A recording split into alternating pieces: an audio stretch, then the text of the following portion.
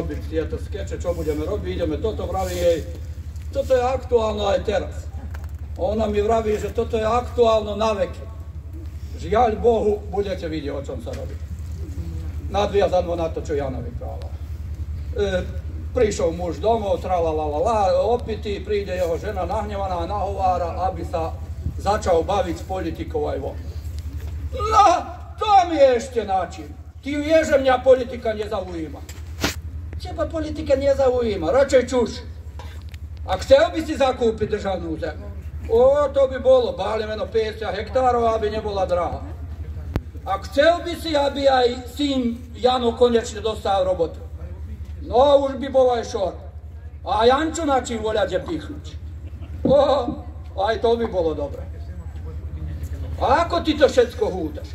Myslíš, že zem dostaneš na licitácii? A že Jana väzne voľak to robí len za to, že bol najlepší študent? Anča nemá ani strednú školu zakončenú.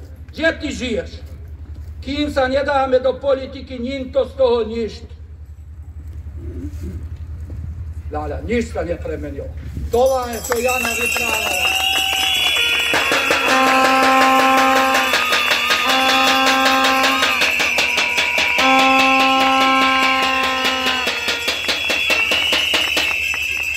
Ešte pár vetov ďalej, bla, oni sa vadia.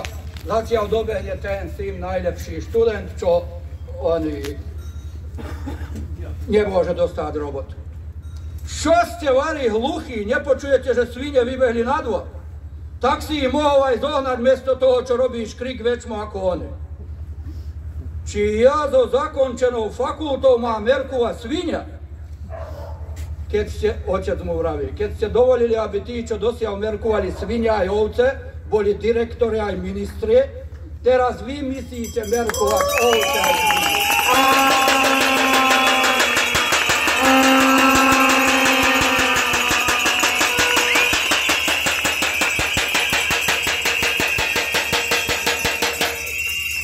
Ešte ďalej sa trocha vadia a žene vraví, a ty čo čakáš? A ona ho už nahovorila, že oni budú političári a on bude predseda, ona predsedníková žena. Či ja ako predsedníčka mám obháňať svinia? Komu ty chceš byť predsedníčka? Nemáš ani základnú školu zakončenú.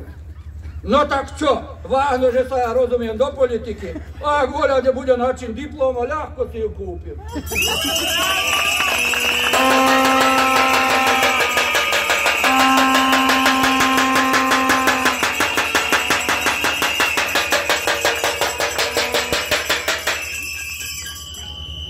Predeno 20 rokov som sa núkal tým, už to boli politické stránky. Čo som rekol, nie ja političár, viem mláti právnu slamu, vyprávať, že nemôžeš, ty nemôžeš byť političár.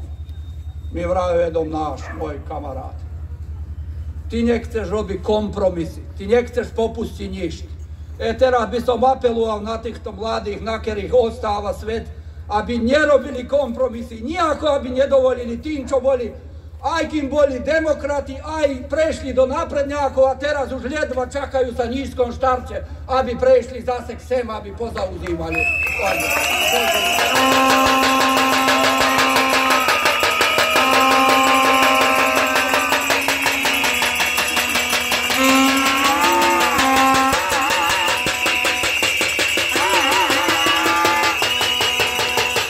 Všetci od doma, rodičia, v škole myslí sa robí na inakšom rozmýšľaní. To, čo Jana vyprávala, nemôže byť, ten ukradol, ale nepovieme, že ukradol, on sa snašol. On je spôsobný biznismen, alebo zišiel do stránky. Nemôže byť, aby druháčik byl učiteľku v škole.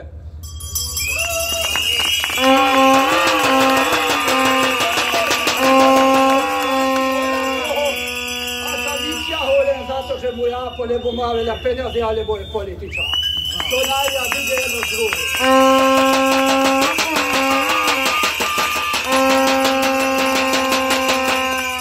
Nemôže pred pár dňami ten človek ostal bez ruky a on sa vydere na ňo ako na budalu za 300 dinárov.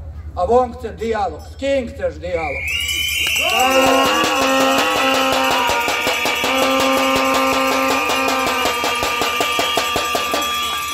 Všetci, čo znamená demokratia. demos aj kratija vladanja naroda.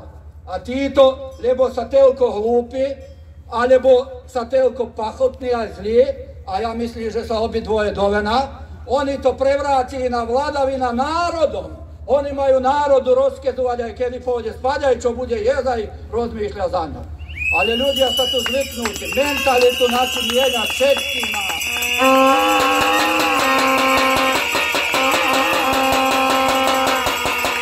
Ak sa majú zameniť títo odín za prísť taký istý, čo sa nezhodujú, lebo nepostoja dvoje istí, nespravili sme nič.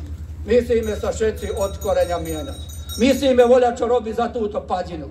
Nielen všetci pred 20-30 rokov bolo 100 autov v dedine, teraz je 100 viacej autov ako domov. A chudobnejší sme, to, čo sa spravilo v socializme, sa nemôže okaliť teraz. Rozmyslite si, čo sme my za, od ako je demokratia 35 rokov, čo sa padine spravilo.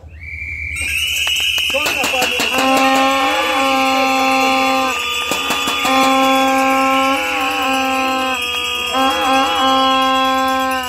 Očakávajú odo mňa, že spomeniem Dom kultúry, aj myslím ako dlhoročný ochotník, ale keby som nebol ochotník, ja myslím, že to je všetkým, okrem súkromných problémov, že najväčší problém je, že nám nerobí ten Dom kultúry.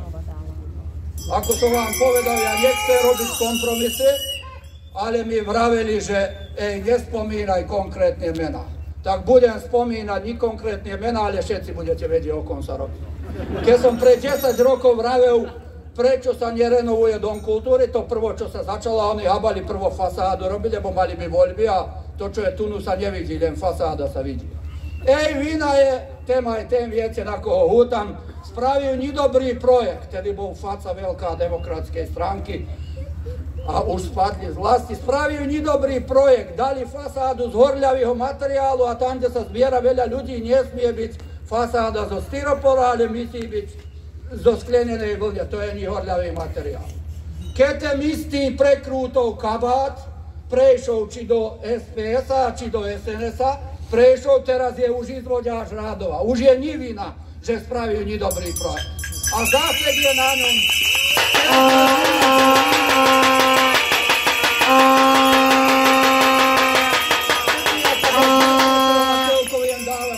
Ale len čo viem, do Slovenska prišlo 300 000 eur. A čo sa spravilo za tie 300 000 eur? Jedom bývalý člen demokratskej stránky, a tomu môžem povedať, meno nie je tu, ale ani sa hádam nebavím politikou, Daňo Kadanec, stolárie robil u bývalého veľvyslanca Rosochu. Robil na Slovensku, vraví, že ak sa ja budem pýtať, takže viacej do Padine nejde ani 1 euro. Za to, že viem, čo sa s týma peňazami porobil. Všetci viete, čo je spravené. Oni nám mesto, aby zriadili 1/4 Doma kultúry, oni ho zriadujú celý, ako keby námerne chceli, aby do kraja života bále môjho nebol završený Dom kultúry. Tak ho nezavršia nič. Teraz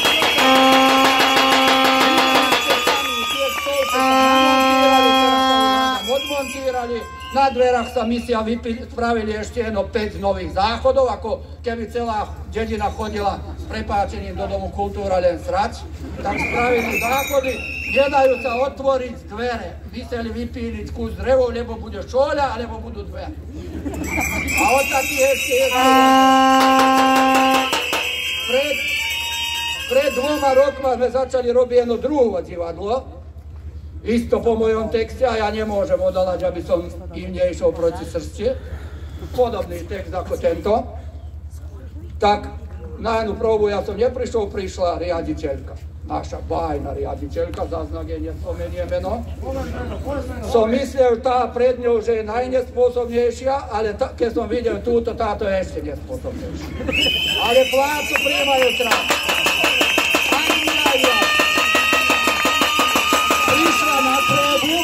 Prišla na próbu, ja som nebol tam. Zajtra nám prídu povedať, nemôžete viacej mať próby v Dome kultúry, lebo ide sa renovírať Dom kultúry. A do dneska je tam nerenovírané. Hlavne my sme nemohli. My sme potom riešili, čo myslím, že je veľmi dobrá idea, aby sme spravili amfiteátr tam od Tiefenbachov k uhrisku, prírodný pád je oni nerozlieha sa zvuk na všetké strany, ale ide do oného domu kultúry, by sa mohlo vychádzať. Nenačím nám ani peniaze, ani nejaká pomoc. Len nám neodmáhajte. Nemôžete robiť. Pri tichosti spravili voľa, kedy bolo padenie, bolo voľa, kedy, ja myslím, logicky je, že grunt bol padinský, to je dedinský, a budova bola obecná, to je državná. Oni teraz, aj grunt je už državný, nie je viacej padinský, ona mi odpovie, viete zase na koho myslím, asistentku, nepovedal svoje meno. Oni, nemôžete robiť, to je isté, ako keby som ja u teba do dveru prišla a začala boľať, čo robiť. Bez pýtania. Reku, čo si asistent predsedu obci, si máš tam buchnú po stole a povedať, ide sa padine robiť voľačo. Koho sa bude? Portíra spýtovať tam, či smieš padine. Ale všetkých sme vybrali padinských političárov, tých, čo sa táne merkovať si svoju reč, spichnúť voľa koho svojho ešte, možno nie, aby robil, ale aj plácu, aby dostal. Tak teraz, keď budú nasledovné voľby, a toto sa môže riešiť len politikou. Nikto nechceme ani revolúciu, aby sme sa byli tí, čo sme proti Vučiča, proti tých, čo sa za Vučiča, ale na voľbách. A keď prídu voľby, tak ja myslím, že títo, ak prídu, všetci títo mladí tu, tak nemajú, Bálem Padine nemajú šance nejaké.